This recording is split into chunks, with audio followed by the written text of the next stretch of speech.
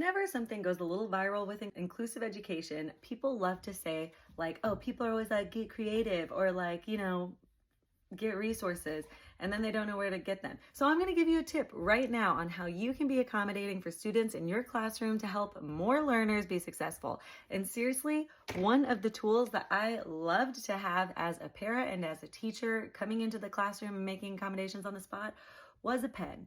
And let me show you all the different ways that I used a pen to be accommodating for students. I had a student who loved being in the general ed classroom, and so we kind of worked up to get him to go in there for spelling and spelling tests.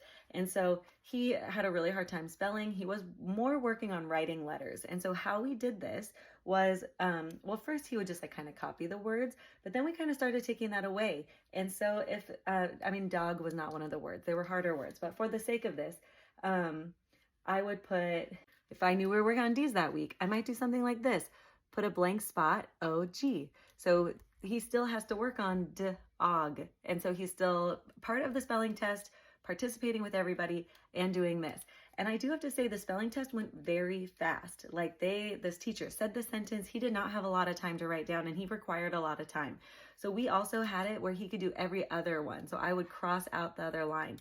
I eventually started making it blank because I wanted to see when he was going to be able to keep up with the speed. And then he eventually did. And at the end of it, so this was for dog. There's the line. But it's such a simple thing. This took me 2 minutes to do before his spelling tests. D-O-G. Give him little visual cues of like there's going to be a D-O-G. And other things, I loved just adding dots. If there was like, we got a new assignment, we had no preparation, I would love to just write their name in dots and be like, oh wow, this is really hard while the Post-it note is up. Just do little dots, super quick, super easy. They could be right there while I'm doing it, bam. Pretend that these are all like words, like a paragraph. Reading comprehension, and you have to read it and then answer the questions. So as we're reading along, I'm gonna look at the questions first. While we're reading, I'm gonna know where the answers are. So then maybe when we go back to that question, I'll take the paper and I'll underline like 2 options so they don't have to sit there and sift through all the reading if they're not at that level to be able to do that.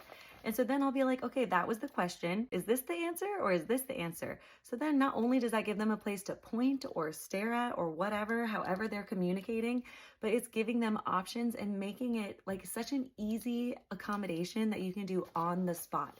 But it does take practice and it does take work. And if you want to know more of my favorite hacks in the classroom, let me know below. If you have a specific problem in the classroom, let me know and I'll see if I can help you with that. Okay, that's it. I'm talking a lot. I got to edit this a bunch. Okay, bye.